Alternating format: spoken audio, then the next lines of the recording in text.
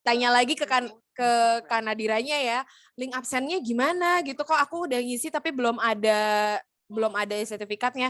Nggak mungkin terjadi, kalau yang udah isi pasti dikasih link absennya. Kalau isi link absen pasti udah dikasih juga e-sertifikatnya sama Katika gitu. Terus kok aku belum dapat e-sertifikat, berarti kamunya tidak isi gitu ya teman-teman. Jadi nanti jangan lupa untuk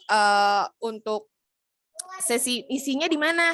Kalau ada yang nanya lagi di chat, aku kasih tahu lagi sekarang, akan diisinya nanti ya teman-teman. Nanti setelah akhir sesi dari webinar itu akan ada dikasih langsung kok sama Kak Nadira atau dari sama Katikanya. Jadi kalau yang mau nanya untuk perihal admin atau segala macam boleh ke Kak Nadira, tapi jangan digangguin dengan hal yang sebenarnya udah dikasih tahu ya teman-teman. Aku kenalan dulu deh gitu. Ini ada yang nanya rekamannya nanti dikasih rekamannya, makanya kenapa harus join link WhatsApp-nya grup WhatsApp, karena itu nanti akan materi dari rekaman, dari PPT-nya, itu akan di-share semua di link grup WhatsApp. Oke, jadi kenapa harus join, dan info-info untuk selanjutnya webinarnya akan bahas apa lagi, itu semua akan ada di-infoin semua di link grup WA. Jadi harus join ya.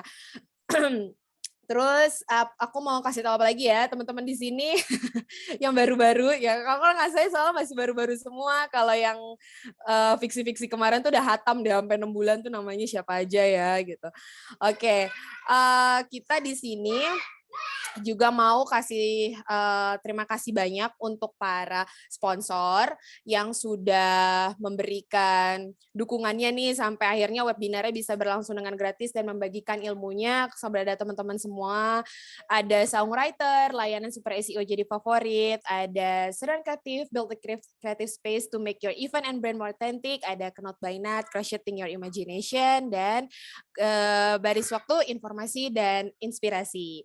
Oke, nanti kalau teman-teman misalnya mau share nih, hari ini kayaknya daging banget deh cerita webinar sama Katika, boleh ya di-share ke Instastory-nya, boleh tag Katikanya, sama jangan lupa di-tag juga para sponsornya. Oke teman-teman, karena biasanya ini ada kejutan-kejutan yang suka berbeda-beda nih di tiap bulannya. Tiba-tiba ada yang ngasih GA gratis gitu. Itu teman-teman kalau yang fiksi kemarin tuh udah sering banget tiba-tiba nge-mention terus dapat hadiah gitu gratis. Jadi jangan lupa juga di-mention ya para sponsornya. Oke, hafal bener nih Kak, masih kita aku nggak? Margareta Putri. Halo Kak, dan kita kan apa kabar gitu. Ini yang mungkin yang masih fiksi-fiksi masih join ya gitu, nggak apa-apa. Tapi aku sih melihatnya teman-teman yang non-fiksi ini lagi yang baru-baru semua. Dan kalau yang nanya materinya hari ini tentang apa sih, masih basic banget kok. Kita masih basic banget. Jadi yang kadang suka bingung bedanya content writing, copywriting itu apa sih, itu beda. Tapi ntar dijelasin sama Katika, bukan sama aku. Jadi kalau yang bahas suka content writing tuh yang suka banyak lowongan pekerjaan dibutuhkan, dicari content writing untuk menulis content plan kayak di sosial media, terus nulis artikel, nulis blog gitu kan. Nah, itu akan dipelajarin basicnya pada malam hari ini. Jadi tidak perlu berlama-lama lagi, kita sambut Katika. Oke, halo, selamat malam semuanya gitu. Semoga tetap excited gitu ya mengikuti webinar menulis gratis bersama saya Atika Widya. Perkenalkan dulu ya, nama saya Atika Widya.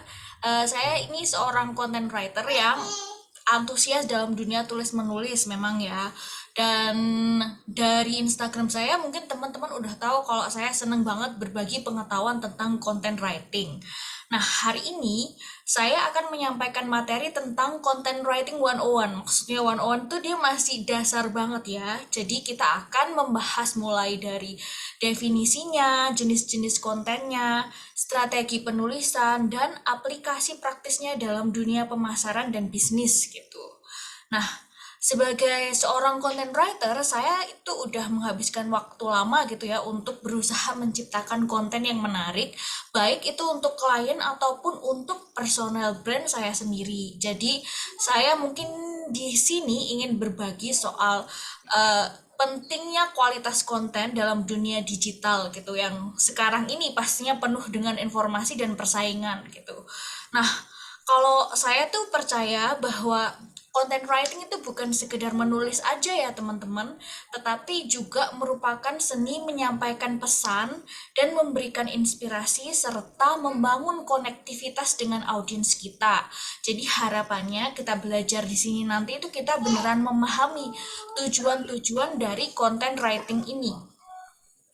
Jadi dalam presentasi saya, selain itu tadi, saya akan berbagi juga tentang tips dan trik praktis dalam menulis konten yang efektif dan menarik bagi audiens.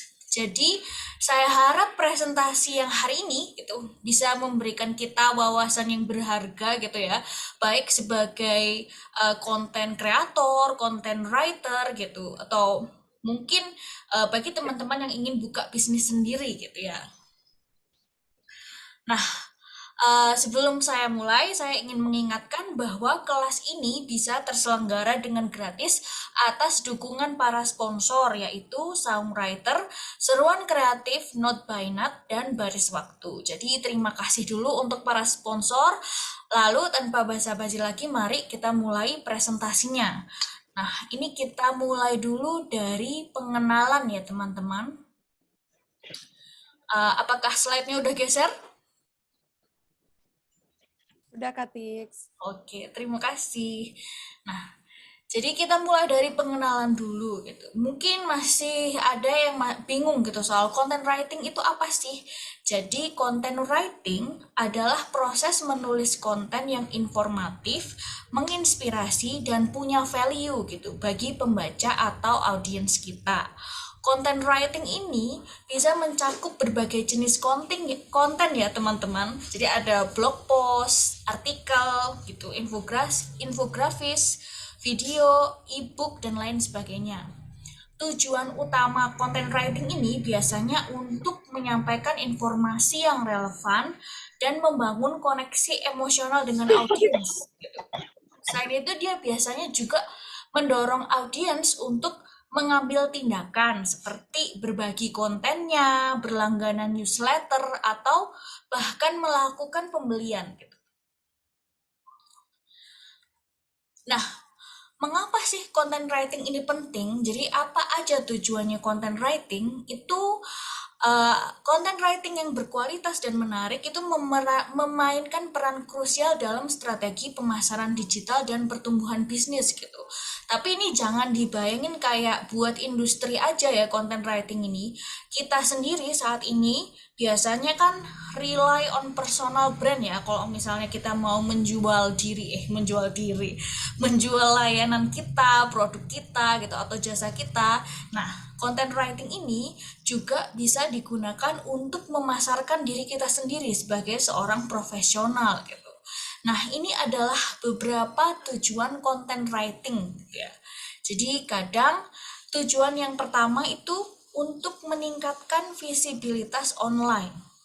Nah, konten berkualitas itu biasanya membantu kita mendapatkan peringkat yang lebih baik di mesin pencari.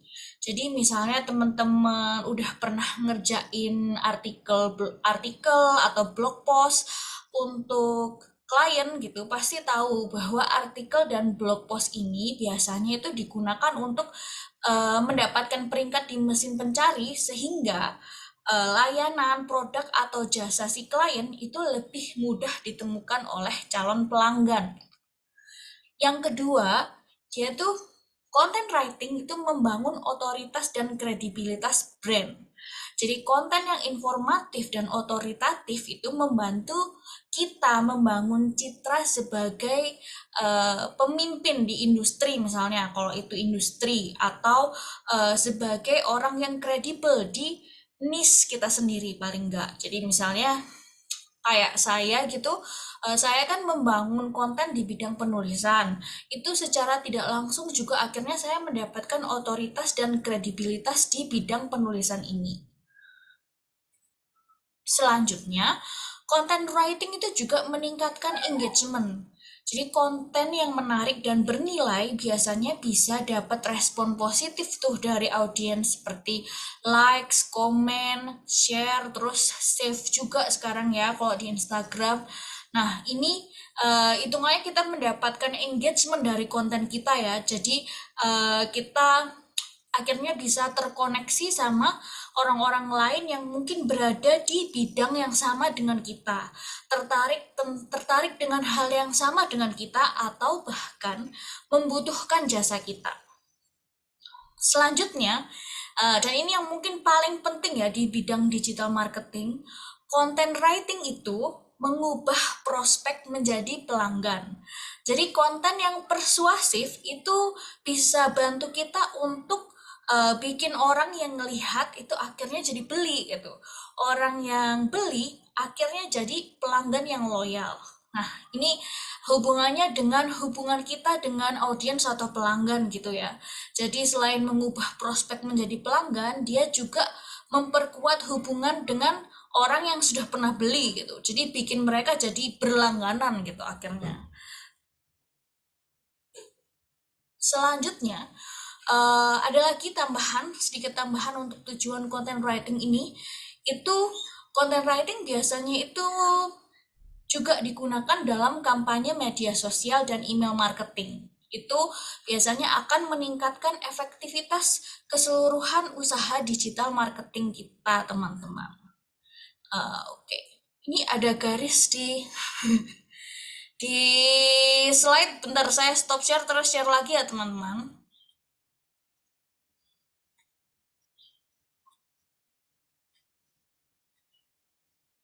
Oke.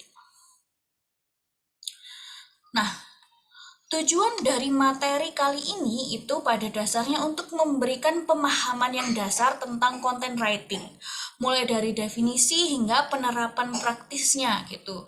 Jadi teman-teman di sini akan memahami bagaimana caranya mengoptimalkan strategi pemasaran digital pakai content writing gitu.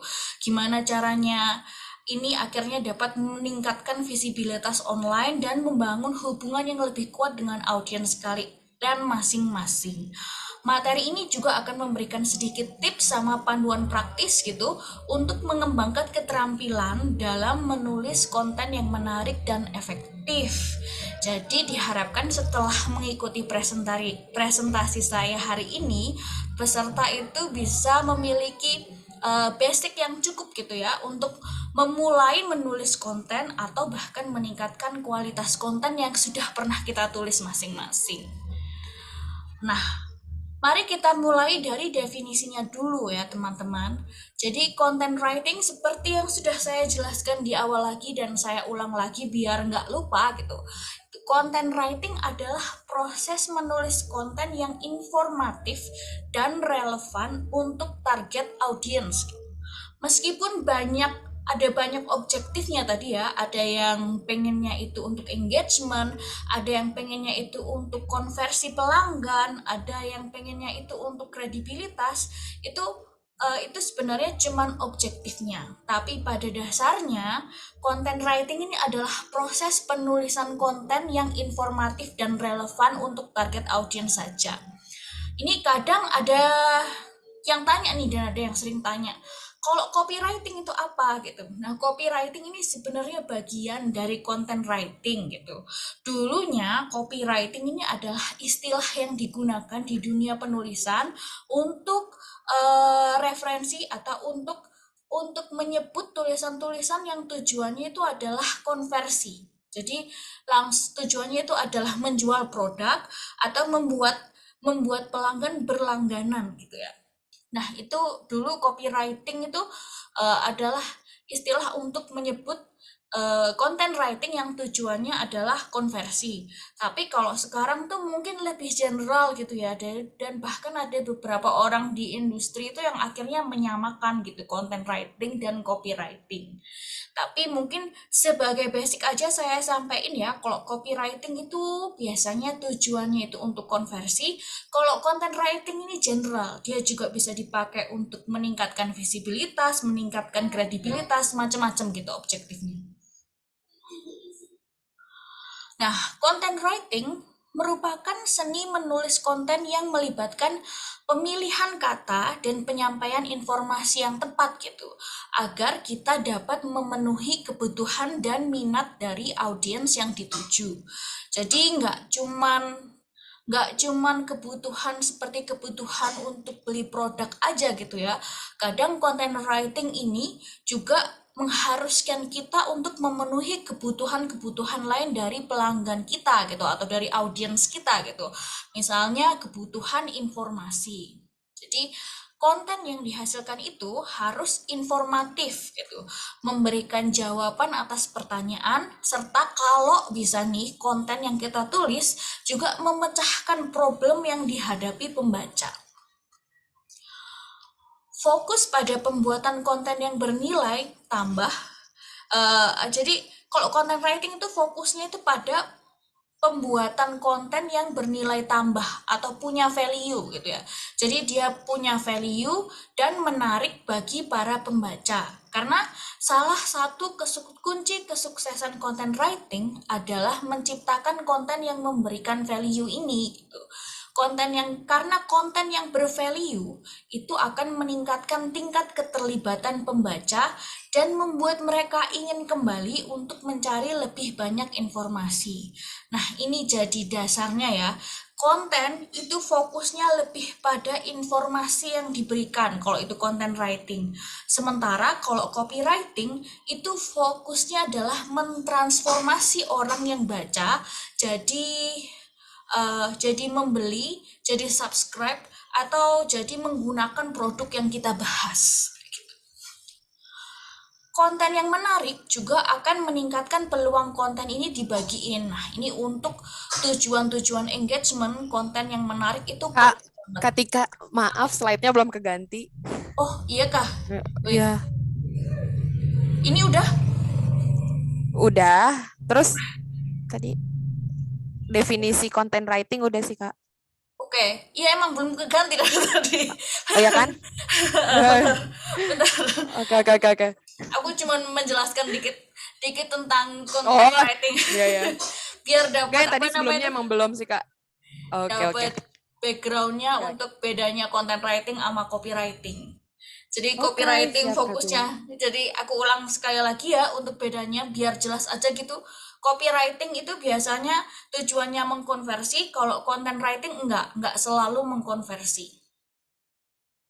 Lanjut lagi ya, bentar.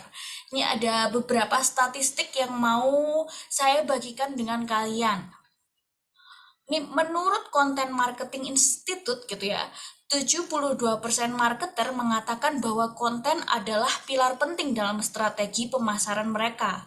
Nah, ini perlu digarisbawahi ya teman-teman, strategi pemasaran nih nggak melulu soal produk aja, tapi diri kita saat ini itu juga bisa dipasarin gitu dalam bentuk personal brand ya, entah kita mau menjual jasa kita, mau menjual konten kita gitu. Jadi basically bahkan setiap individual itu butuh banget yang namanya content writing sebagai pilar penting dalam pengembangan personal brand kita.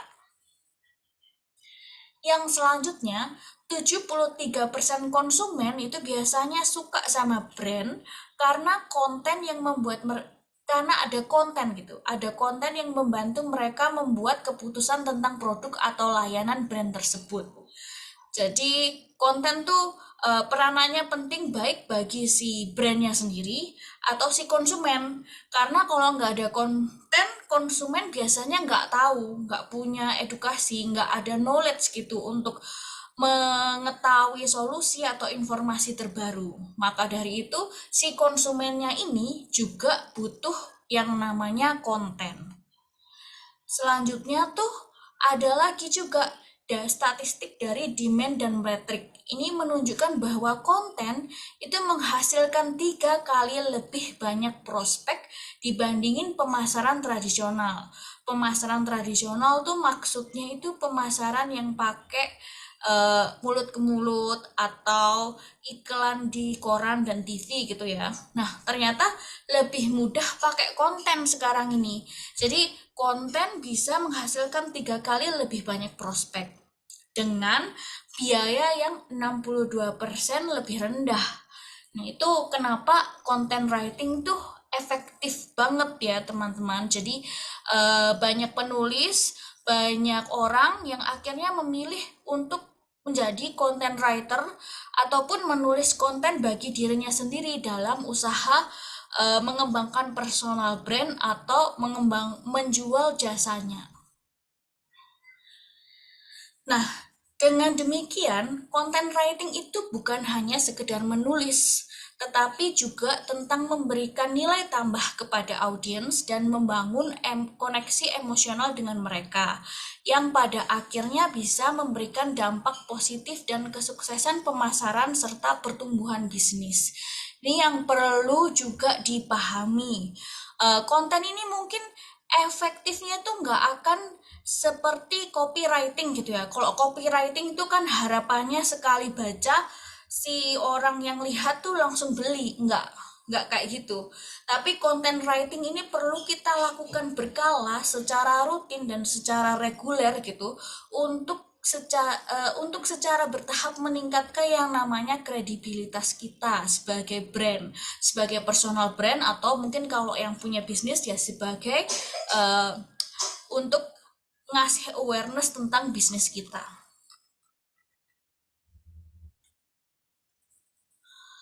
Nah, lanjut ke jenis-jenis content writing. Content writing memiliki beragam jenis konten yang dapat digunakan untuk mencapai tujuan kita. Pada beberapa slide kali ini, saya akan membahas ini, jenis-jenis content writing. Yang pertama ada blog post.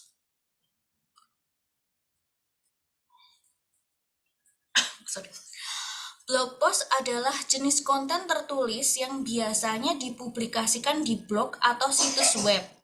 Konten blog post dapat berupa artikel informatif, panduan, ulasan, opini, dan masih banyak lagi. Tujuan utamanya adalah yang pertama, memberikan informasi yang bermanfaat kepada pembaca. Yang kedua, meningkatkan keterlibatan dengan audiens, dan yang ketiga, meningkatkan visibilitas di mesin pencari. Di sini saya kasih capturean contoh-contoh blog post yang ada di blog saya sendiri ya. Mungkin nanti teman-teman bisa ngelihat sendiri di tikawidya.com kalau mau baca contohnya gitu. Ini adalah jenis content writing yang pertama, yaitu blog post. Yang selanjutnya adalah artikel edukasi. Artikel edukasi adalah konten yang fokusnya itu memberikan pengetahuan, panduan, atau pelajaran kepada audiens. Nah, ini kebanyakan isi blog saya ini artikel edukasi. Artikel ini seringkali didukung dengan data, referensi, dan sumber informasi yang valid gitu. Tujuan artikel edukasi ini apa sih? Yang pertama, memberikan nilai tambah kepada pembaca gitu. Jadi ketika pembaca mencari informasi, mereka akan bisa dengan mudah mendapatkan informasi yang mereka butuhkan dalam artikel edukasi ini. Terus selain itu, artikel edukasi juga biasanya membantu pembaca memahami topik tertentu dengan lebih baik atau lebih detail gitu. Itu jadi kalau di sini ada contoh salah satu artikel edukasi yang saya buat untuk lomba blog ya. Ini kebetulan menang juga juara pertama lomba blog itu. Nanti bisa dilihat sendiri. Nanti bisa dilihat sendiri, mungkin kalau yang tertarik ngelihat bentuknya ada di tikawidya.com. Selanjutnya nih ada infografis. Infografis itu adalah bentuk visualisasi informasi yang menyajikan data, statistik, atau konsep kompleks dengan cara yang lebih mudah dipahami dan menarik. Nah, infografis ini yang paling mudah gitu kita temukan tuh biasanya ada di Instagram ya. Di Instagram saya kebanyakan isinya juga infografik, jadi mungkin itu bisa dipakai sebagai contoh. Nah, kalau ini contoh yang ada di belakang ini nanti bisa dilihat sendiri di PDF. Ini adalah contoh infografik yang saya muat di blog saya juga. Ini tentang kripto gitu. Tujuan utamanya infografis itu adalah menyajikan informasi dengan cara yang lebih menarik dan mudah diingat oleh audiens. Karena kan mata kita mungkin lebih seneng ngelihat yang cantik-cantik atau yang mudah dengan tulisan yang lebih sedikit. Makanya infografis ini sekarang jadi salah satu media yang cukup berkembang juga di dunia penulisan konten. Biasanya kalaupun klien order infografis itu kadang bukan kita sendiri ya yang ngedesain infografisnya, tapi tulisan-tulisan dalam infografis itu mereka biasanya pakai content writer juga. Selanjutnya ada video. Video adalah jenis konten yang semakin populer dalam strategi pemasaran digital. Konten video ini bisa berupa vlog, tutorial, animasi, wawancara, atau konten visual lainnya. Yang sekarang yang paling tren jelas kayak YouTube Short, TikTok video, terus Instagram Reel itu termasuk konten video ya. Nah, peran content writer dalam pembuatan video itu biasanya menyediakan skripnya. Nih, lumayan enak banget kalau menurut pengalaman saya ya, ketika kita jualan penulisan skrip untuk TikTok dan Reel itu cuman pendek, tapi kita udah dapat reward yang oke gitu biasanya dari kliennya. Asal kita tahu caranya, gimana caranya nulis skrip video yang efektif. Nah, video ini menawarkan cara yang menarik dan interaktif untuk menyampaikan pesan kepada audiens dan meningkatkan keterlibatan.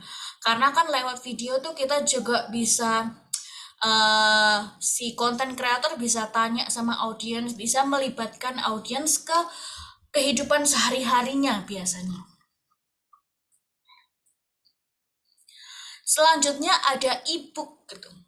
E-book ini konten yang lebih panjang ya. Terakhir kali saya bikin e-book, itu satu e-book itu minimal ada 7.000 kata, dan yang terpanjang yang saya pernah bikin itu 25.000 kata. Nah, e-book ini biasanya konten yang lebih komprehensif daripada blog post biasa. Kalau blog post sama artikel kan maksimal kita ngerjain berapa sih ya? Kayak sekitar 3.000 yang paling maksimal gitu. Nah, tapi kalau e-book ini dia lebih panjang, lebih komprehensif, lebih menyeluruh. Jadi intinya dari dasar sampai advance dijelaskan gitu. Misalnya e-booknya itu isinya tentang tutorial gitu, dijelaskan dari awal sampai ahli gitu. Nah, e-book ini biasanya berisi panduan, penelitian, cerita, atau saran ahli. Bisa pakai cerita juga kok di dalamnya, di dalam e-book ini. Selanjutnya tentu saja ada yang namanya sosial media post. Ini yang keenam ya. Sosial media post adalah konten singkat yang mungkin teman-teman udah lebih tahu daripada saya sosial media post yang menarik itu kayak gimana gitu ya. Jadi kita bisa lihat di platform media sosial seperti Facebook, Twitter, Instagram, sama LinkedIn. Nah, ini perlu diperhatikan sedikit tips gitu ya. Kalau misalnya teman-teman disuruh nggarap konten sosial media untuk brand yang B2C atau business to customer, itu biasanya kita akan menggunakan platform seperti Facebook, Instagram, Twitter, YouTube, TikTok gitu. Nah, LinkedIn ini biasanya akan kita gunakan kalau klien kita itu klien yang punya bisnis B2B alias mereka jualan jasa ke bisnis yang lain gitu. Jadi biasanya mereka terkoneksinya pakai LinkedIn. Itu konten sosial media di LinkedIn mungkin lebih mirip artikel dan kadang-kadang itu lebih semi formal daripada sesuatu yang casual gitu. Sama seperti yang lainnya, konten di sosial media itu harus ringkas, menarik, dan mengundang interaksi supaya kita mendapatkan engagement yang maksimal. Selanjutnya dan yang terakhir, ini juga paling sering dipesan ke saya sebagai content writer ya, itu adalah email marketing. Nah, email marketing ini melibatkan pengiriman konten dan promosi melalui email kepada daftar pelanggan atau prospek. Nah, ini agak berbeda sama 6 konten tadi yang sebelumnya. Kalau 6 konten tadi yang sebelumnya biasanya itu dipublish aja gitu ya di page atau di sosial media. Yang email marketing ini enggak. Email marketing ini biasanya dikirim langsung ke, ini istilahnya warm lead gitu ya. Jadi klien-klien yang udah warm, udah anget, udah tahu dan udah ada kecenderungan untuk membeli produk kita gitu ya. Jadi isinya biasanya itu kalau email marketing memang copywriting gitu ya. Jadi isinya itu memang tulisan yang bertujuan untuk mengkonversi pelanggan. Konten emailnya tetap harus relevan, personal, dan menarik gitu. Terus meningkatkan respon dari penerima gitu. Jadi dari yang pertamanya itu cuma ngisi-ngisi email aja karena tertarik, ketika baca email marketing ini diharapkan dia udah langsung, oh aku pengen beli deh, oh aku pengen jadi pelanggan deh, oh aku pengen ngikutin dia deh, kayak gitu. Jadi email marketing ini adalah salah satu content writing yang tujuannya itu murni buat, sama kayak copywriting ya, tujuannya murni untuk menjadikan orang yang baca itu sebagai mengambil tindakan tertentu. Oke, sampai sini semoga masih mengikuti teman-teman. Kita lanjut ke 6 strategi penting yang akan membantu kita dalam menghasilkan konten yang menarik gitu. Jadi langkah-langkah yang akan saya jelaskan berikut ini diharapkan bisa ngasih panduan dasar lah untuk meningkatkan kualitas konten yang udah pernah kita tulis atau yang akan kita tulis. Nah, yang pertama itu apa? Yang pertama itu kita harus tahu objektifnya. Objektif penulisan content writing-nya apa gitu. Jadi, selain mengenali target audience, kita juga harus tahu tujuan penulisan sebelum mulai menulis konten. Pertama itu ya, jadi objektifnya dibagi dua. Yang pertama itu adalah mengidentifikasi siapa target audiens kita gitu. Jadi kita harus cari tahu nih, apa kebutuhan mereka dan masalah yang mereka hadapi gitu. Apa sih yang sebenarnya mereka cari dari konten kita gitu. Dengan memahami audiens secara mendalam, kita bisa menyusun konten yang akhirnya tuh relevan, terus menarik perhatian mereka dan akhirnya membangun koneksi emosional yang lebih kuat. Contohnya seperti ini teman-teman. Misalnya teman-teman punya bisnis yang menjual produk kesehatan dan kebugaran gitu. Nah, audiens teman-teman itu mungkin terdiri dari mereka yang peduli dengan kesehatan, termasuk mereka yang aktif Nggak boleh berolahraga. jiwitin ibu sakit, coba dicetak jiwit, sakit nggak? Sakit kan? Nggak boleh jiwit ibu, sakit.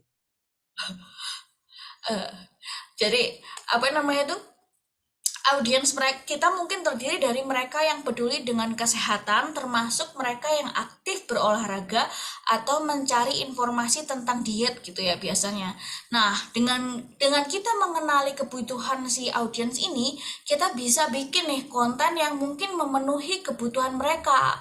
Kan mereka haus informasi olahraga, kita bisa share kayak tips olahraga gitu, tips olahraga buat mengecilkan perut misalnya, atau tips olahraga buat bikin kakinya jadi lebih seksi kayak gitu misalnya. Nah, itu salah satu cara kita bikin konten yang menarik sesuai dengan target audience. Selain itu, kita juga harus memahami tujuan penulisan atau objektifnya apa.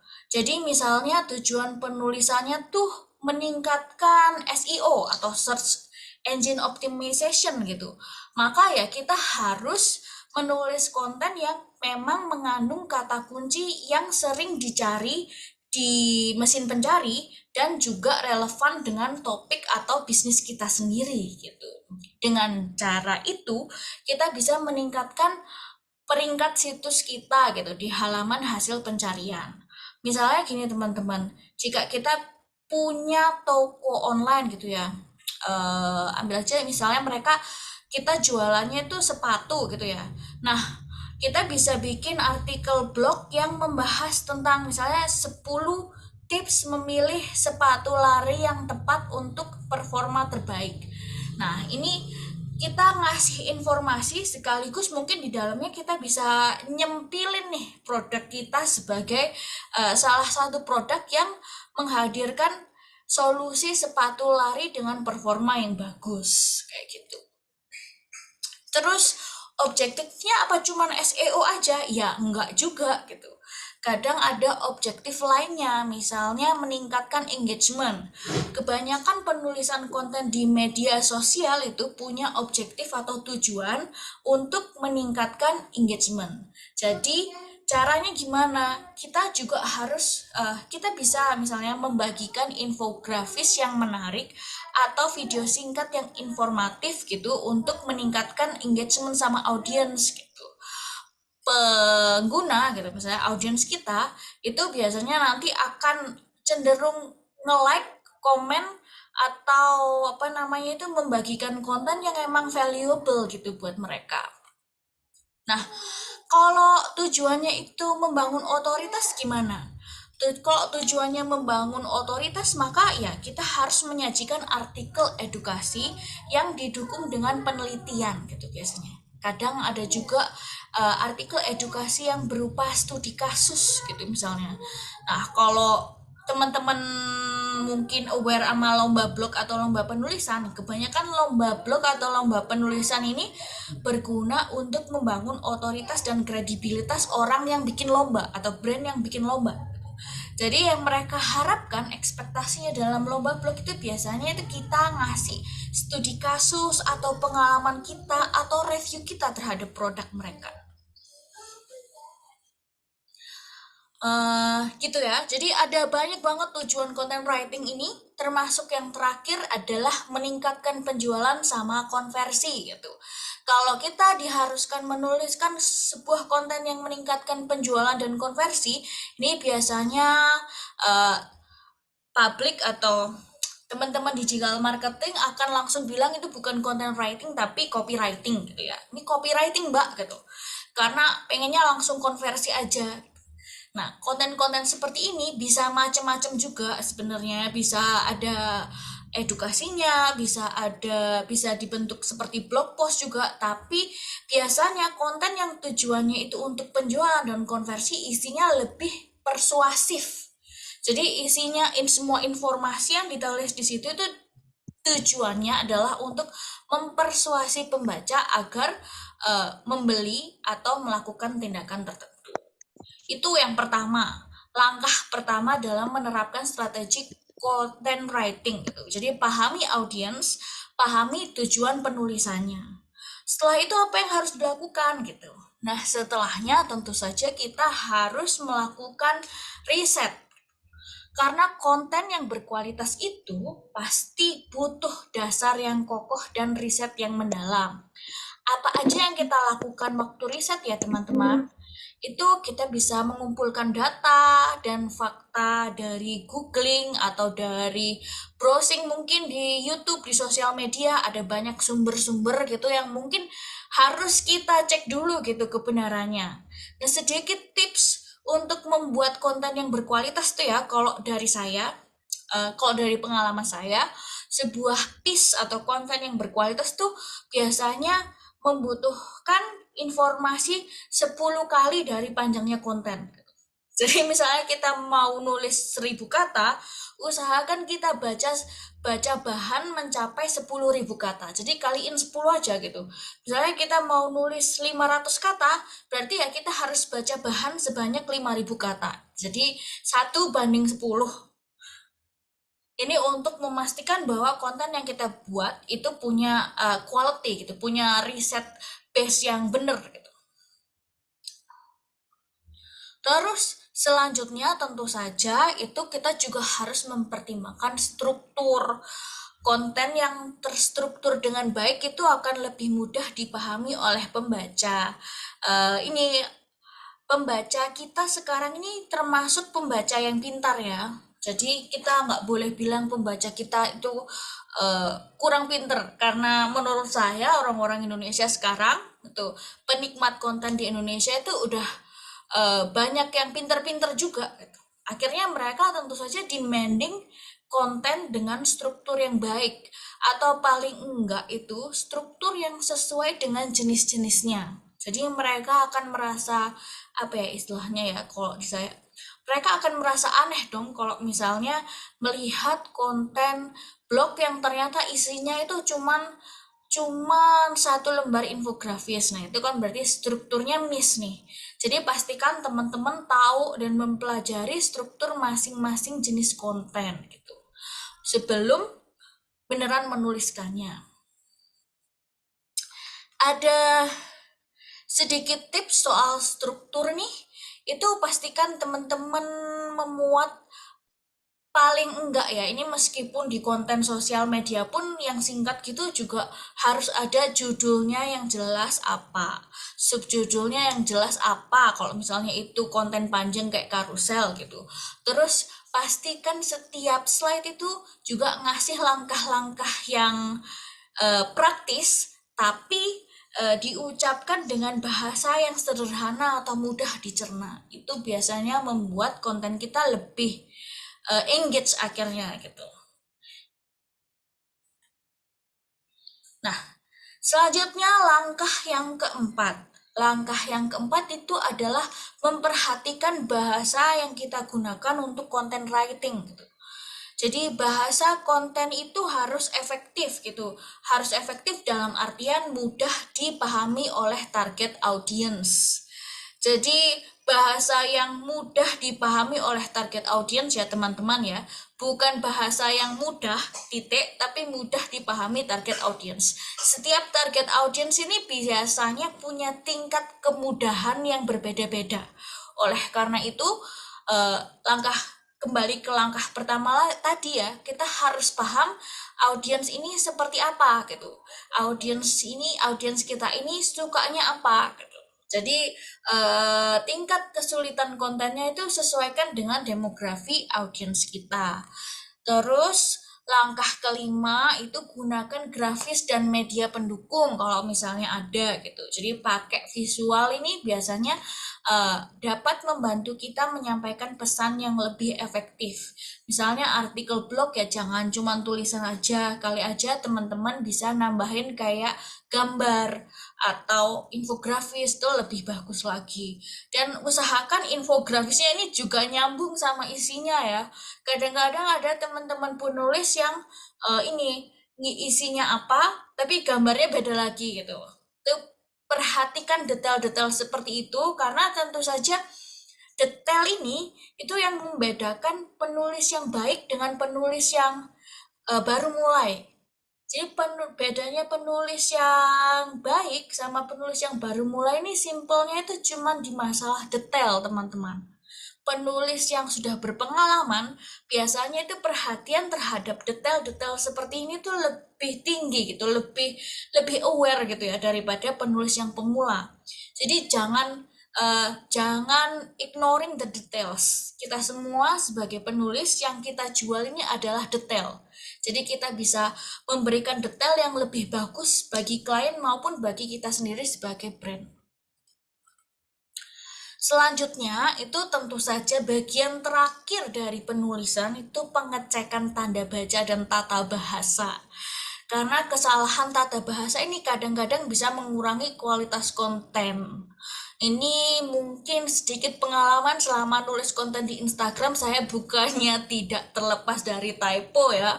Jadi kalau setiap kali ada typo pasti ada yang ngingetin tuh di komen tuh, Kak ini typonya salah, tolong ya Kak, tolong. Ya kita memang nggak bisa sesempurna itu, tapi paling enggak tuh kita mengusahakan gitu ya. Jadi usahakanlah sebelum publis paling nggak kita cek dulu nih tanda baca sama tata bahasanya biar nggak setiap kali upload konten ternyata ada yang salah gitu. Ya nggak harus 100% sempurna juga, tapi pastikan kita mengusahakannya. 6 langkah itu ya teman-teman, cara atau strateginya nulis content writing yang efektif. Nah ini yang terakhir gitu. Ini yang terakhir deh dalam presentasi kali ini sebelum kita memulai tanya jawab. Pada slide yang ini saya akan memberikan tips praktis gitu untuk membuat konten yang menarik dan efektif yang akan ngebantu teman-teman untuk menarik perhatian dan mempertahankan minat audiens. Yang pertama itu pakailah judul yang menarik dan relevan. Karena judul ini adalah hal pertama yang dilihat oleh audiens. ada banyak sih ya statistik tentang judul yang efektif itu seperti apa gitu.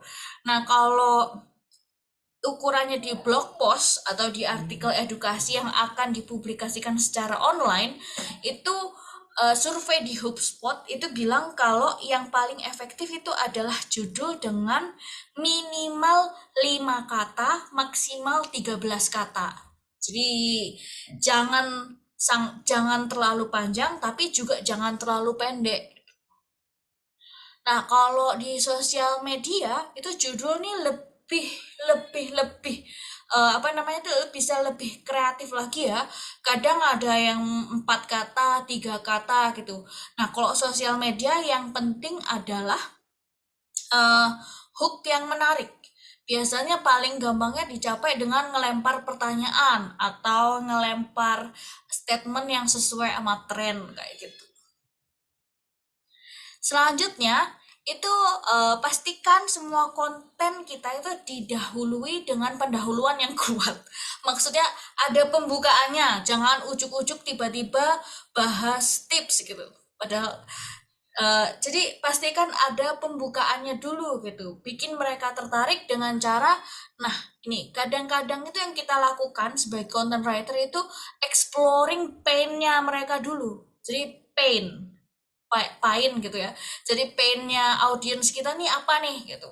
Problematika yang mereka alami apa. Nah, ini biasanya ada di lembar pertama teman-teman. Jadi setelah judul, misalnya ini karusel ya, setelah judul, lembar berikutnya pasti si content writer bakalan bahas soal pain gitu. Pain ini kayak gimana gitu. Pain ini kayak misalnya kita ngelempar pertanyaan, kamu ngerasa kewalahan gak sih dengan tugas sehari-hari? Nah, ini kan udah ngomong painnya si audiens ya. Jadi kita semacam melempar pertanyaan atau melempar statement yang sesuai sama keadaan si audiens. Itu adalah bentuk opening yang kuat. Selanjutnya, kita bisa menggunakan cerita atau contoh. Nah, ini waktu awal-awal saya bikin konten di sosial media gitu ya, di tikawidia.writer itu saya nggak pakai contoh nih, saya cuma ngejelasin kayak tipsnya, tips menulis tuh ini, tapi nggak ada contohnya. Nah, itu lumayan sih akhirnya dapat respon-respon yang kayak, contohnya mana nih mbak, kok nggak ada contohnya sih? Nah, ini adalah kebutuhan umum audiens di mana saja saat ini gitu. Jadi pastikan kalau kita nulis tips, nulis cara enggak ya, nulis tips itu ada contohnya. Misalnya nulis knowledge tertentu itu juga kita usahakan selalu ada contohnya itu. Jadi kalau enggak ada contohnya berarti kita harus pakai cerita. Jadi pilih salah satu aja, kalian mau nulis contohnya atau mau nulis cerita. Ceritanya juga bisa sederhana kok ya, kayak berbagi sharing pengalaman pribadi aja boleh. Tapi paling enggak itu pilihlah salah satu itu. Jadi harus ada contoh atau cerita. Kalau dua-duanya ya malah lebih bagus lagi toh ya. Jadi ceritanya bisa jadi contoh sekaligus ada contoh-contoh lainnya juga. Selanjutnya tips yang keempat, ini dan pasti sih ya kalau ini ya, itu kalau bisa menyertakan fakta dan data yang mendukung. Nah, kadang nih tulisan-tulisan yang paling kredibel itu biasanya dilengkapi dengan fakta dan data. Karena publik digital saat ini itu pasti pengennya itu tahu bahwa tulisan yang mereka baca ini beneran valid gitu. Nah, untuk mendukung untuk promoting our writing gitu ya dengan valid, itu kita bisa menyertakan fakta sama data gitu. Jadi faktanya bisa diambil dari, ini perhatikan ya teman-teman, mungkin faktanya itu jangan diambil dari website yang sembarangan juga gitu. Kalau bisa, semua statistik itu diambil dari badan statistik yang tepat atau lembaga survei yang benar-benar kita udah cek kevalitannya gitu. Karena kadang-kadang nggak semua yang kita dapatkan dari internet ini beneran valid. Sama seperti misalnya teman-teman udah mulai nih nulis pakai AI sekarang ya, Kan banyak tuh ya yang nulis pakai chat GPT juga, itu perhatikan kadang chat GPT ini ngarang statistik juga gitu. Jadi harap statistik yang kalian dapatkan dari chat GPT itu dicek lagi. Jadi cek aja ulang di lewat Google Search atau other search engine gitu ya, untuk memastikan valid atau enggaknya data-data yang keluar lewat ChatGPT itu. Yang terakhir gitu ya, untuk apa namanya tuh, memungkas seluruh konten yang menarik itu, pastikan teman-teman naruh call to action. Nah, call to action ini nggak harus tentang membeli sesuatu ya. Contoh mudahnya kayak mulai terapkan tips ini kayak gitu, itu sudah merupakan call to action. Jadi di bagian akhir paling nggak mintalah audiens kalian untuk menerapkan sesuatu yang kalian tulis ini supaya mereka bisa ikutan mengubah hidup mereka gitu. Jadi call to action ini kayak ngasih efek-efek bahwa kalau kalian tuh meraktekin kontenku ini, meraktekin isi kontenku ini, pasti kalian bisa mendapatkan sesuatu. Nah, itu gunanya call to action. Yap, seperti itu. Nah, dengan menerapkan tips-tips ini, harapannya konten-konten teman-teman bisa ini ya, meningkat gitu ya, meningkat daya tariknya dan lebih efektif dalam mencapai tujuannya. Oke, itu yang terakhir teman-teman gitu. Saya agak haus akhirnya karena ngomong terus. Harapannya itu memuaskan rasa ingin tahu teman-teman terhadap content writing. Perlu diperhatikan ini masih basic aja ya. Jadi saya masih memberikan basic aja. Tapi kalau teman-teman mau tanya lebih lanjut atau kita berdiskusi lebih lanjut di sini, boleh. Habis ini Kak Malika akan membuka sesi tanya jawab. Nah, tapi sebelum itu, ini slide berikutnya bisa di capture dulu mungkin, atau di foto dulu, atau dicatat dulu, karena ini adalah link untuk mengisi absen. Jadi teman-teman kalau ingin mendapatkan sertifikat, tolong mengisi absen yang ada di link ini ya teman-teman. Ini tidak akan diulang lagi di dalam WA group nanti ya. Jadi pastikan teman-teman nge-capture atau mencatatnya sekarang. Begitu. Saya kembalikan lagi ke Kak Malika Muhtar. Silakan Kak. Hai, terima kasih Kak Tika. Gimana teman-teman? Jadi sudah dapat ya pencerahan ilham tentang content writing itu tuh seperti apa sih? Jadi sudah harus bisa bedain ya. Jadi content writing, copywriting, content writing itu semua ada part-partnya sendiri. Nanti kalau pengen tahu lengkapnya itu bisa ikutin kelas webinar Katika bulan depan. Jadi kalau ada yang nanya, Kak ini kelasnya sekali atau ada banyak ya? Akan ada setiap bulan. Tapi kita belum tahu untuk yang non-fiksi ini akan berjalan berapa lama gitu. Oke, teman-teman ini boleh di-capture dulu. Aku kasih waktu 1 menit lagi. Jadi kenapa harus isi link absennya? Karena ini yang nanti untuk mencairkan e-sertifikat kalian. Jadi kalau nggak isi berarti dianggap nggak dapat sertifikatnya gitu. Terus setelah ini kita akan ada sesi tanya jawab. Tanya jawabnya boleh raise hand, kalau mau on mic juga boleh, atau misalnya aku malu banget untuk ngomong gitu nggak apa-apa.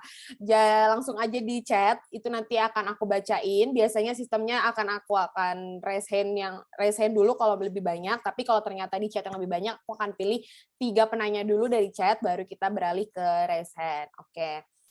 Terus di sini kalau ada yang nanya rekamannya bakalan ada nggak? Rekaman sama PPT itu bakalan ada, tapi akan di-share-nya di link grup WA. Tidak di mana-mana lagi, hanya di grup link WA. Jadi yang belum join nanti boleh tanya ke Kak Nadira, linknya grup WA-nya apa ya Kak? Gitu kan.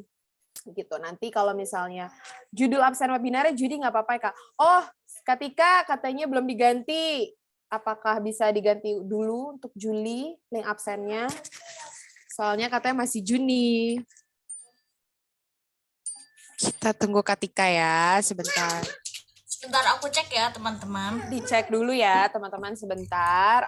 Sambil kita nunggu, mungkin teman-teman kita tungguin dulu deh teman-teman, kalau ada yang mau tanya boleh di chat dulu. via chat atau raise hand juga boleh. On mic juga nggak apa-apa kok, nggak akan digigit. Oke, ditunggu dulu. Terus ini nanti grup WA, grup link WA-nya boleh nanti di-share, tanya ke Kak Nadira ya. Yang udah langsung isi absen sekarang juga boleh, tapi kalau nanti misalnya aku setelah webinar boleh nggak boleh, ditunggu sampai besok jam 9 malam. Biasanya sertifikat itu akan dikasih H+2 setelah webinar ini. Terus mau ngucapin sekali lagi terima kasih untuk para sponsor nih yang udah mendukung webinar gratis pada hari ini. Ada Songwriter, ada Knot by Nat gitu. Yang jadi Knot by Nat juga itu loh, nanti siap-siap. Biasanya suka ngasih WA gratisan untuk kerajutan. Terus kita juga ada Songwriter, ada Siaran Kreatif, ada Knot by Nat, dan Batas Waktu. Oke. Tuh udah dikasih sama Kak Nadira ya, link absennya, link grup WA-nya. Langsung tinggal diklik aja. Yang masih agak bermasalah nih sama Kak, ini kok nggak bisa ya diklik gitu, tinggal diklik aja. Sambil aku nungguin nih yang mau nanya di grup chat atau yang raise hand juga boleh. Oke. Ini ada yang udah mulai nanya. Halo Kak Malika. Sama, sorry Kak Ya. Malika, bentar. Ya itu tadi udah aku edit jadi Juli kok teman-teman ya. Jadi yang udah ngisi absen tadi nggak perlu ngisi ulang kok. Itu sama aja formnya. Ini kayaknya udah ada 100 lebih orang yang ngisi absen, itu nggak perlu ngisi ulang lagi ya teman-teman. Nanti kalau ngisi ulang tuh sertifikatnya jadi double. Betul. Tapi sama. Gitu. Sama aja pada namanya. Oke.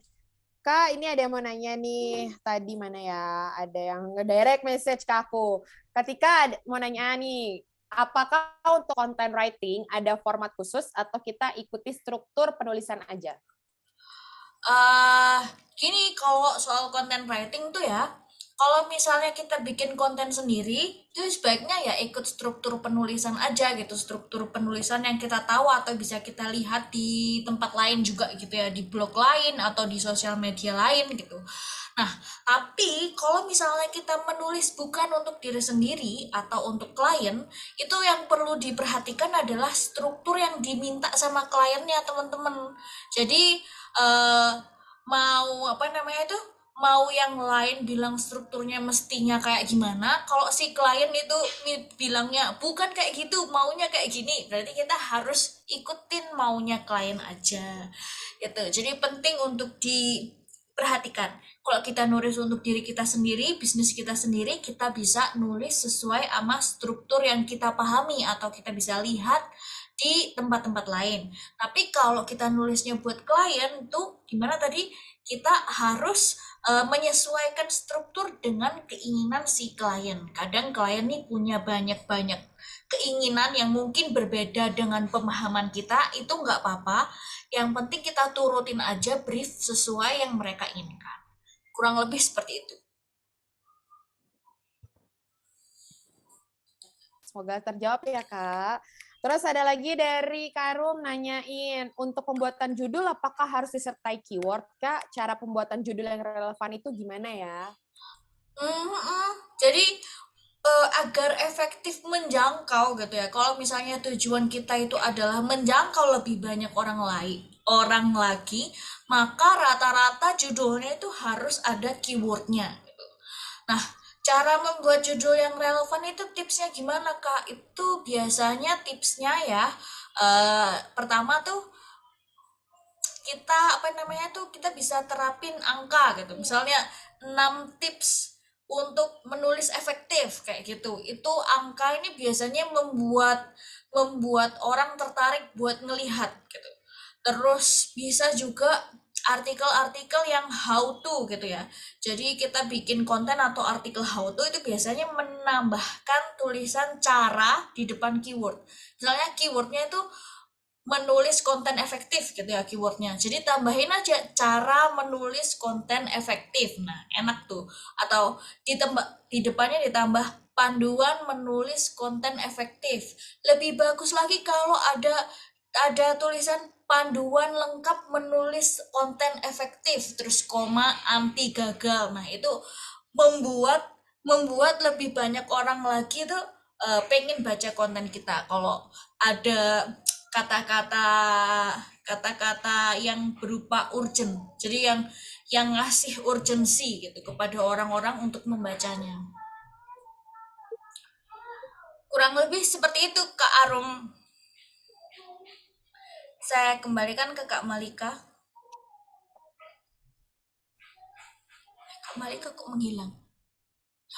Kak Malika DC teman-teman. Baik, ini tadi ada yang raise hand ya? Kak Eka Rahmawati, mungkin bisa langsung menyampaikan pertanyaannya?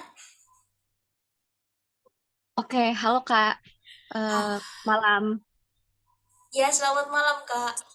Ya, gini Kak, aku mau nanya nih soal kayak pendapat Kakak terkait red card.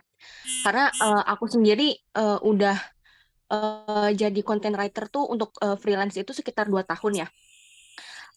Nah, itu aku cukup kaget sih sebenarnya kalau pas pada saat di awal-awal jadi freelance gitu ya. Karena di pasaran tuh ternyata banting harga banget gitu si harga untung content writer ini gitu. Contoh, aku pernah ditawarin untuk nulis artikel kesehatan itu 500 kata itu 25.000 satu artikel gitu. Nah, itu requestnya juga macam-macam kayak misalnya kayak harus dari jurnal, terus nggak boleh dari website Indonesia, termasuk kayak misalnya Halo Dokter, Halo Dok itu kita nggak boleh pakai gitu karena Hmm, topiknya sama kan gitu.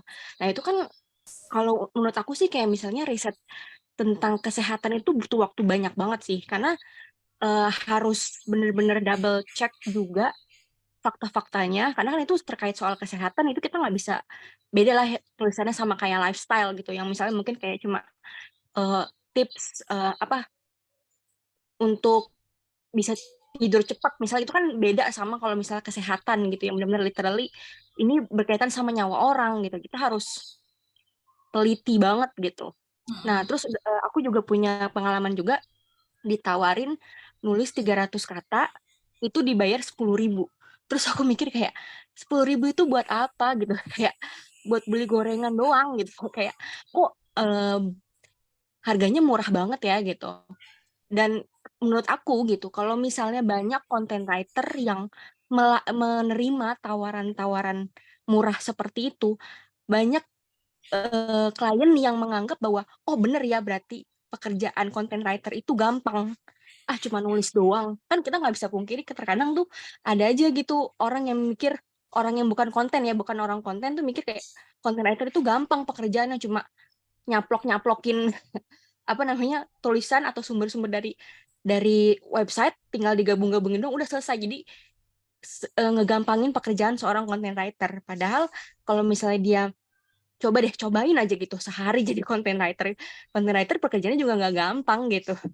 Nah kalau menurut Ketika gimana tuh Kak kalau misalnya ada pihak-pihak yang nawarin red card terlalu rendah gitu gitu iya aja sih nih. Kak makasih. Pertanyaannya bagus banget ya Kak Eka. Ini kayak kegelisahan semua content writer di dunia gitu. Masalah red card ini. Sebenarnya tuh kalau masalah red card, kalau pengalaman saya tuh menulis content writing mungkin eh, ya udah agak lama sih ya. Dah di awal-awal saya juga menerima menerima harga segitu gitu. Jadi harga murah pun saya menerima waktu awal-awal mulai karena kalau kita baru mulai kan pasti kita harus mulai dari sesuatu ya. Meskipun itu murah jadinya saya jalanin aja gitu. Walaupun sekarang mungkin rate-nya udah nggak segitu juga gitu. Eh, nah, apa ya, kalau dari saya sendiri itu adalah pondasi penting. Jadi klien-klien yang murah ini adalah cara kita untuk memulai. Jadi saya menerimanya seperti itu. Jadi cara kita memulai dan cara kita membangun portfolio untuk akhirnya mendapatkan atau mengakses klien-klien yang punya red card lebih tinggi. Ya kalau kita skip skip klien-klien ini itu akhirnya kita nggak akan punya portfolio sebanyak itu dan akhirnya kita nggak punya pengalaman juga gitu yang nantinya mungkin akan memperlama lagi gitu, malah memperlama lagi proses kita atau karir kita sebagai seorang content writer. Jadi kalau saya memahaminya itu rate seperti ini tuh bisa jadi batu loncatan aja gitu. Kalau toh kita dapat 10.000 dari 300 kata, tuh 300 kata nulisnya juga cuman 15 menit mungkin, kalau sekarang 15 sampai 20 menit lah gitu ya. Jadi 15 menit dapat 10.000 masih yang oke lah. Kalau misalnya kita dapat 10 aja, yang 10.000 udah dapat 100.000 dengan waktu pengerjaan yang tidak selama orang-orang yang kerja di kantoran juga gitu, dengan waktu yang lebih fleksibel. Dulu saya mikirnya seperti itu, dan alhamdulillah sampai sekarang memang udah berkembang ya. Jadi dari yang dibayarnya cuma 10.000, saya akhirnya direkomendasiin sama klien ke kolega-kolega yang bisa bayar lebih banyak lagi. Jadi jangan remehin yang receh-receh seperti itu, karena receh-receh ini menurut saya membuka peluang kerja lain, nantinya akan mengantarkan kita ke klien-klien lain dengan bayaran yang lebih oke lagi gitu. Itu adalah step by step aja ya. Kalau misalnya kita freelance, kita ini sama kayak kita memulai dari dasar di perusahaan gitu. Di dasar perusahaan kita nggak mungkin berharap ini ya gajinya langsung gede gitu, nggak mungkin gitu. Jadi kan kita pasti harus memulai dari sesuatu yang gajinya rendah, atau kadang malah gajinya cuma separuh dari gaji yang seharusnya dibayarkan gitu. Nah itu red card yang murah-murah ini, yang receh-receh ini, itu bagusnya memang untuk pemula.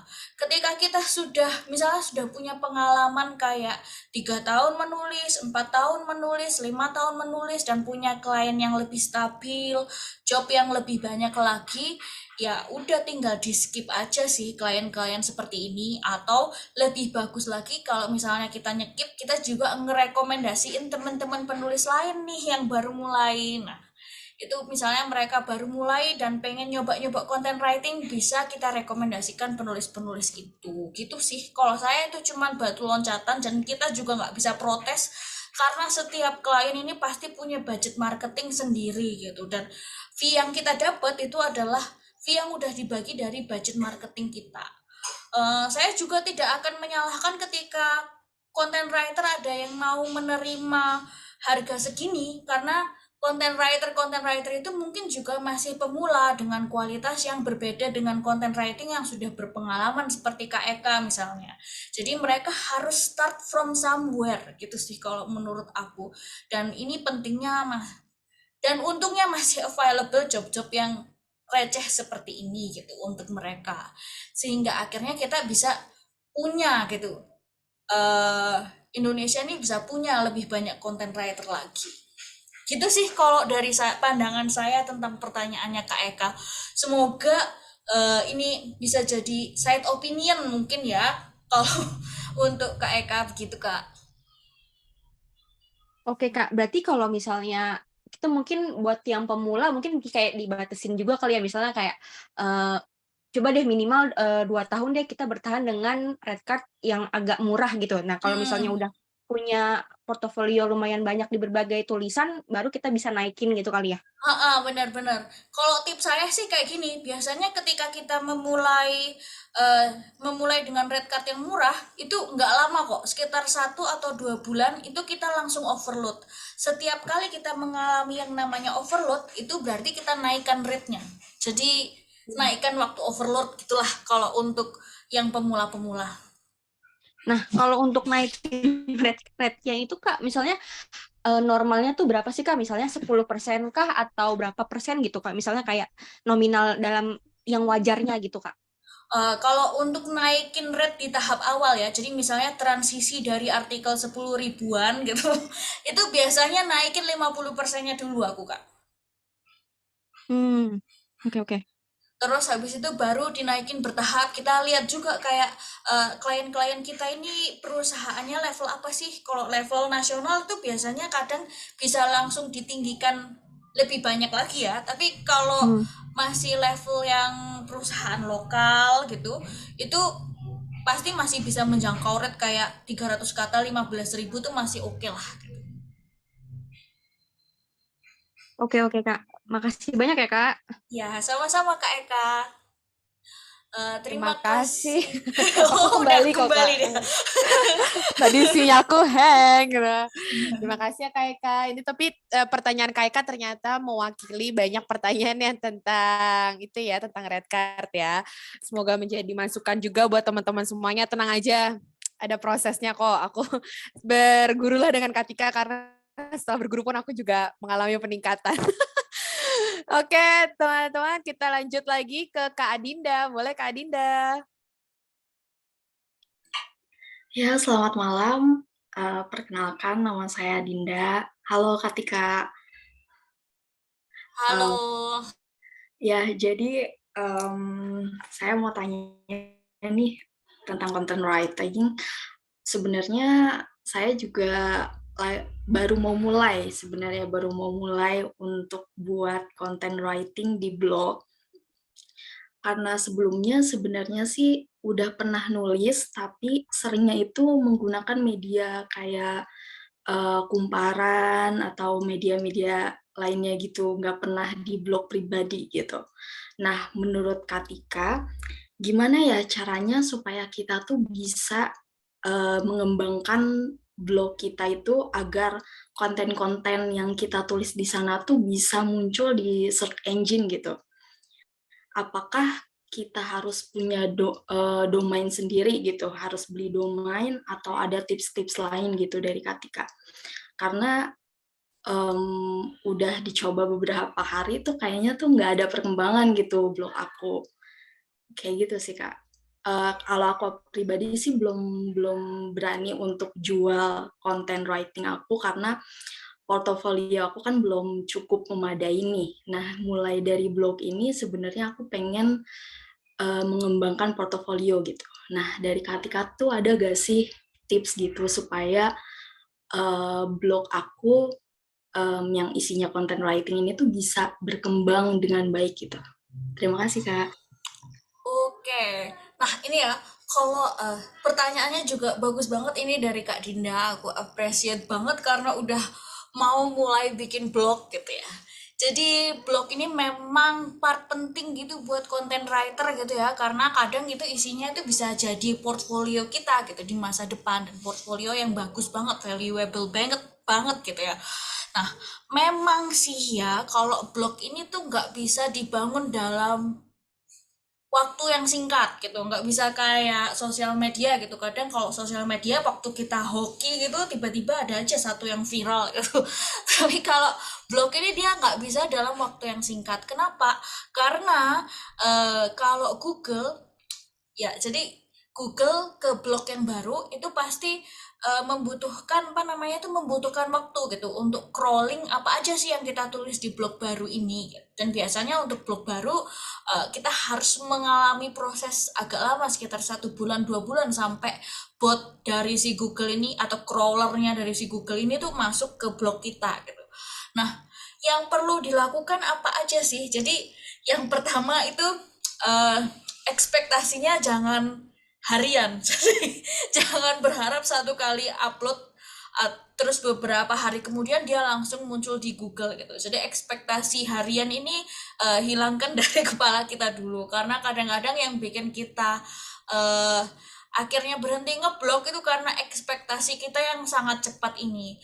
Yang kedua, pahami dulu apa yang Google cari gitu ya. Jadi yang Google cari itu biasanya itu adalah EEAT. EEAT. EEAT itu maksudnya experience, expertise, authoritativeness, sama trustworthiness gitu. Jadi otomatis ya yang namanya blog baru itu pasti nggak akan langsung hits gitu, nggak akan langsung bisa di page pertama. Karena Google nih udah nggak kayak dia waktu awal mulai gitu ya. Jadi Google waktu awal mulai mah ketika kita keyword stuffing aja kita udah langsung bisa dapat di page pertama. Sementara kalau sekarang enggak, kurasi mereka udah berbeda. Mereka pasti demanding yaitu yang pertama experience. Jadi kita showing experience dengan cara, oh kontennya nggak bisa cuma satu doang gitu, nggak bisa cuma satu doang terus dapat page pertama.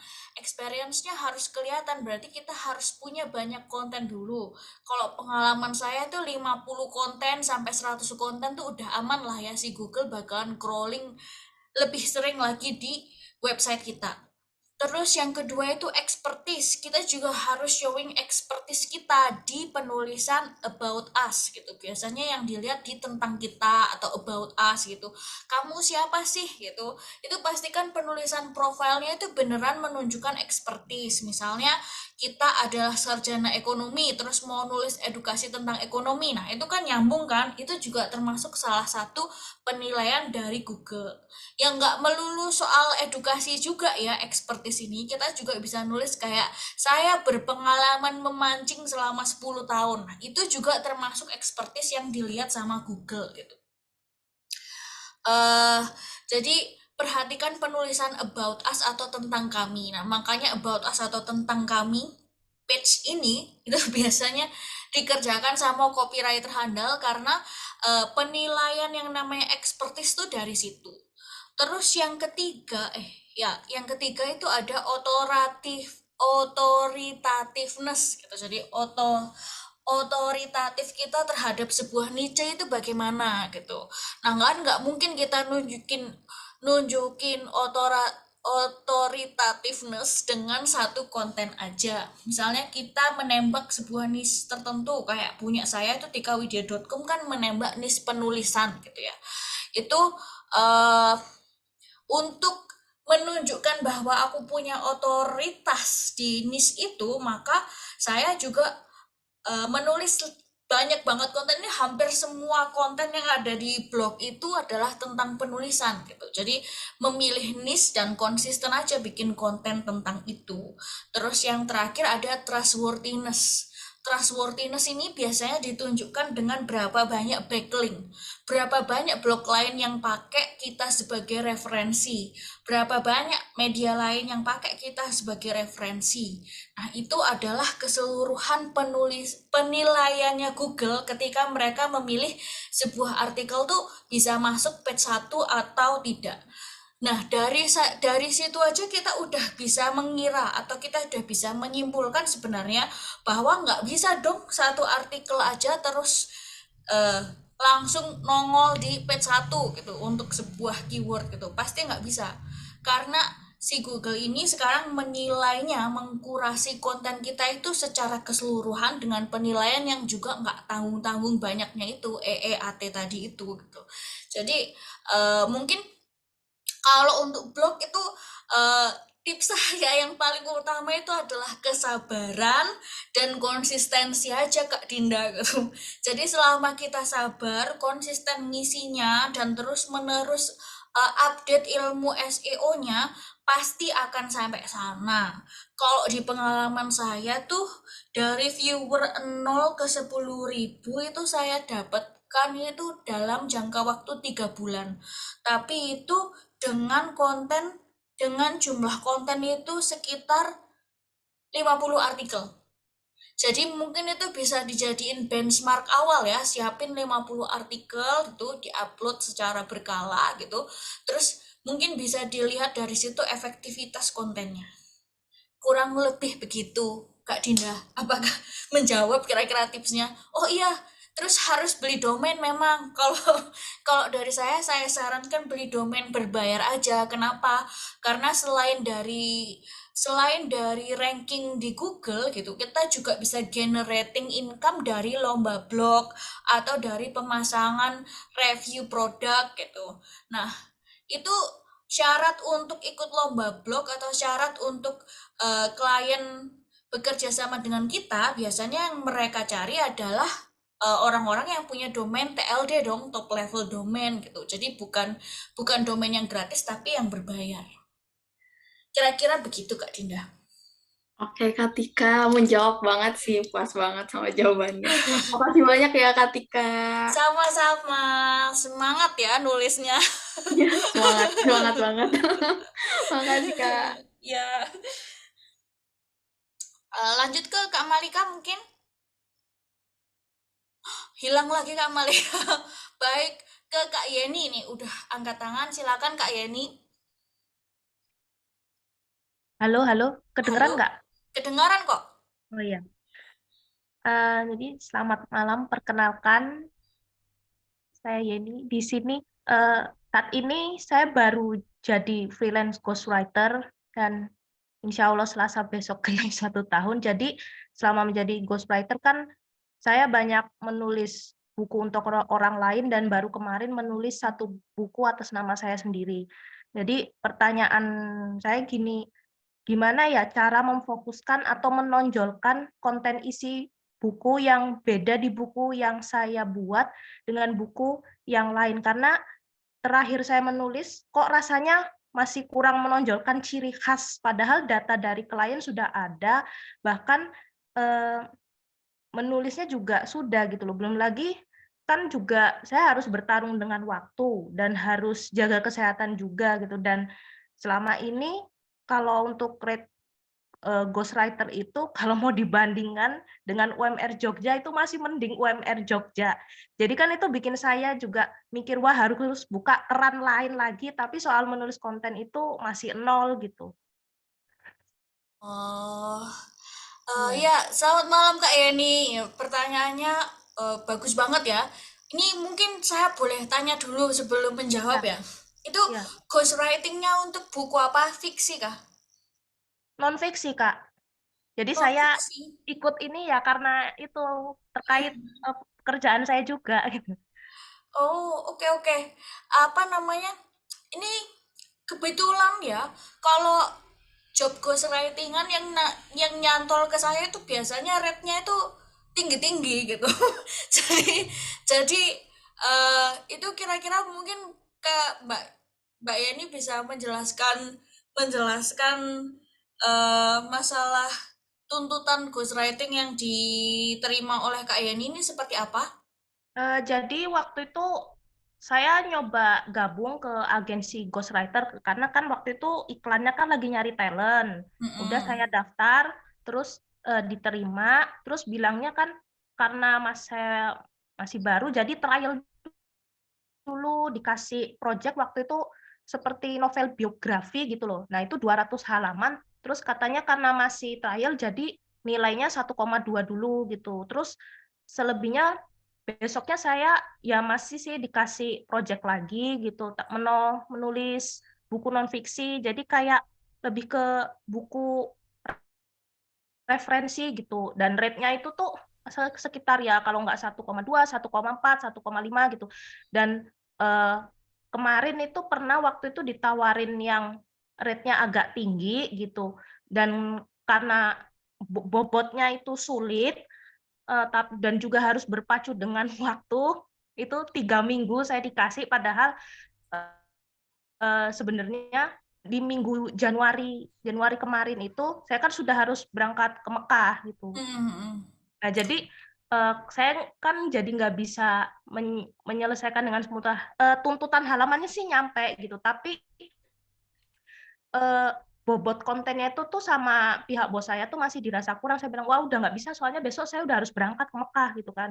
Gitu. Mm-mm. Nah, akhirnya sama tim lain itu diselesaikan, terus tuh bilangnya, karena ini dibantu sama tim lain, oke ya, apa tuh dibagi 2 kayak gitu. Ya, ya udahlah nggak apa-apa, yang penting apa tuh upahnya ada gitu. Tapi sampai sekarang katanya ya yang ada alasan apa gitulah belum dibayarkan. Ya udah akhirnya saya pas, terus saya akhirnya nemu ada penerbit lokal Jogja sini lagi nyari freelance, udah saya daftar ke situ gitu. Dan di situ pertama kalinya saya menulis buku atas nama saya sendiri gitu. Nah, di situ baru Juli ini itu saya dapat job lagi menulis buku referensi, dan itu ya rate-nya ya masih seperti yang kemarin-kemarin itu. Pokoknya kalau dibandingin sama UMR Jogja masih lebih baik UMR Jogja gitu. I see. Iya Tapi tuh. Waktu pas saya menulis yang terakhir ini tuh kan sebenarnya datanya udah ada, wawancaranya ada, saya ngerti maunya si klien apa, cuman kok rasanya menuliskan kontennya kok saya masih ada yang kurang ditonjolin lagi gitu. Nah, itu gimana caranya gitu, memaksimalkan data yang ada gitu, biar beda dari buku yang lain gitu. Oh, iya. Ya kalau memaksimalkan data yang ada dan biar beda dari buku yang lain ini sebenarnya langsung ke ini sih ya, ke masalah flavor apa sih flavor bahasa Indonesianya? Masalah cita rasa kita gitu ya. Sebagai seorang penulis gitu biasanya. Ini saya juga dapatnya nggak instan sebenarnya kalau ngomong flavor sebagai seorang penulis atau authentic voice sebagai seorang penulis tuh memang butuh latihan yang agak banyak. Ini kalau saya sendiri aja mungkin eh, kalau ngomong authentic voice atau jadinya sekarang seperti ini itu baru jadi ya setelah 4 tahun menulis secara intens ya. Jadi setiap hari saya nulisnya memang minimal 5.000 kata. Terus apa namanya? Jadi itu butuh latihan sih untuk harnessing ciri khas kita sebagai penulis itu seperti apa. Setelah latihan selama beberapa tahun, itu baru bisa keluar eh, wujudnya seperti apa gitu Kak. Kalau dari pendapat saya ya. Cuman kalau dari masalah red yang Kak Yeni alami itu kayaknya Kak Yeni harus harus mulai bergeser aja deh ke penulisan artikel daripada nulis buku cuman dibayarnya segitu. Menurut saya sih ya. Iya. Karena pasti kalau udah pernah nulis buku itu gampang transisinya ke penulisan artikel yang dibutuhkan oleh company gitu. Jadi saran saya sih mungkin harus bergeser ke cari posisi sebagai content writer entah itu di agensi atau di perusahaan. Harapannya sih fee-nya jadinya lebih oke ya. Dan karena udah punya buku sendiri pun akhirnya portfolionya juga udah oke gitu buat mendapatkan posisi yang lebih enak di perusahaan atau agensi penulisan artikel. Kurang lebih begitu Kak Yani.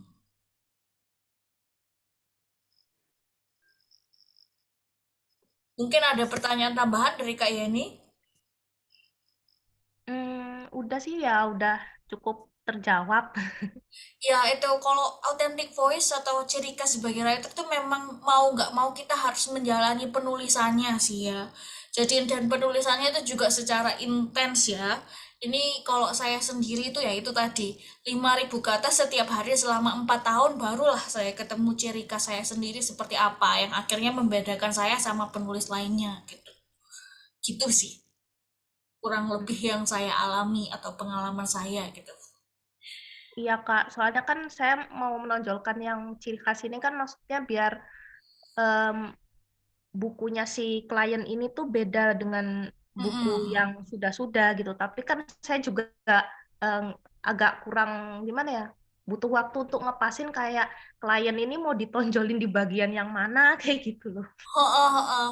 Kadang kalau nulis bukunya untuk orang lain itu kan kita juga harus menyesuaikan sama ini ya, sama ini apa namanya cita rasanya dia sendiri gitu di kebahasaan seperti apa gitu. Itu yang bikin sulit akhirnya.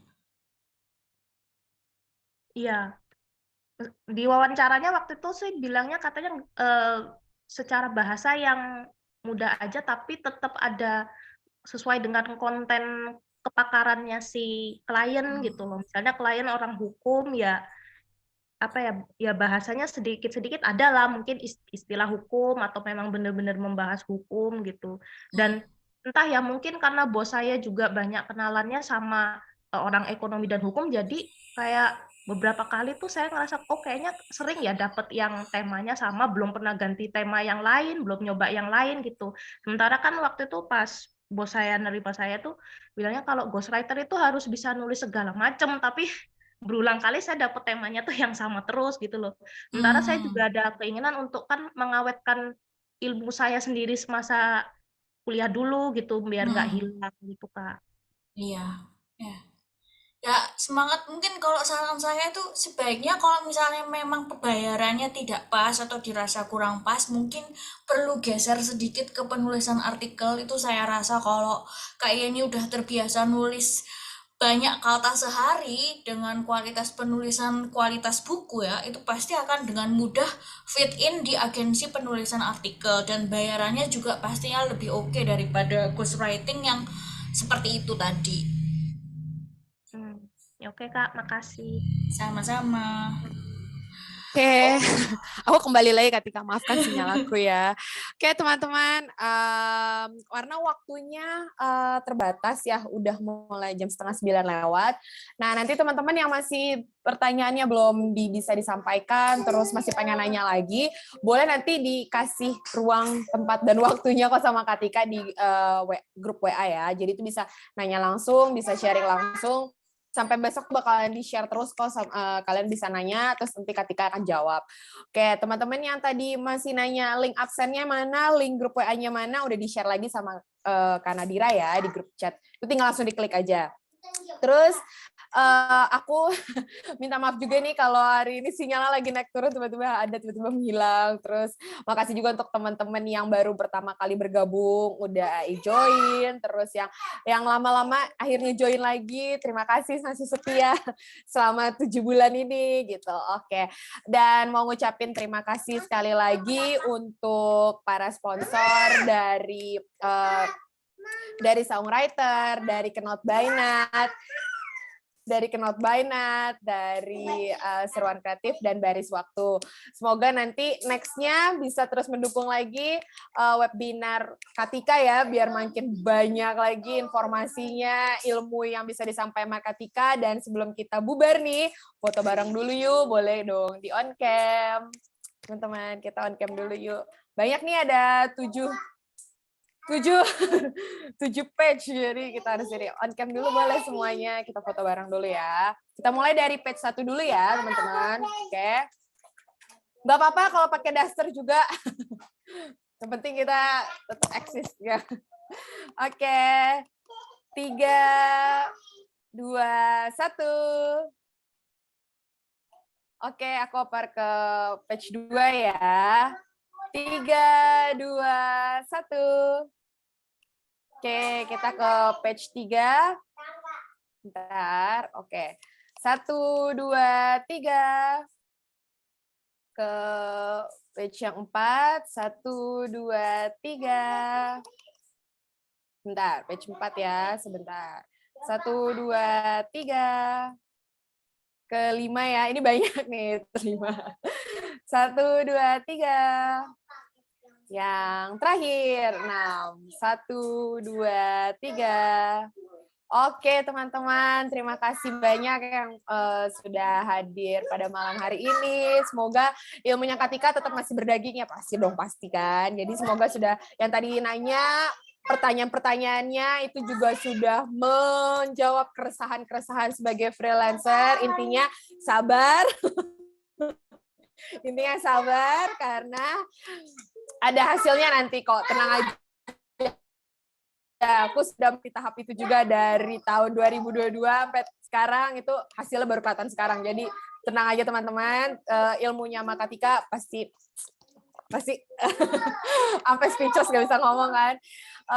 Pokoknya terima kasih sekali lagi, bertemu lagi nanti kita di grup WA. Terus jangan lupa yang belum isi link absen, isi link absennya ya. Nanti jangan lagi tanya ke Kanadiranya, kok aku belum dapat sertifikatnya, karena itu sudah dijawab sekarang. Terima kasih untuk semua sponsor, terima kasih untuk Katika yang sudah memberikan ilmu dagingnya, semakin tiap bulan makin wow.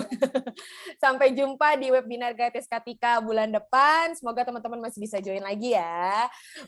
Aku sama Kak Nadira dan Kak Katika, kalau ada kata-kata yang salah, atau misalnya tadi banyak yang nggak enak ini gitu kan, mohon maaf ya teman-teman. Sampai jumpa di bulan depan. Selamat malam semuanya teman-teman. Selamat malam. Selamat malam, terima kasih.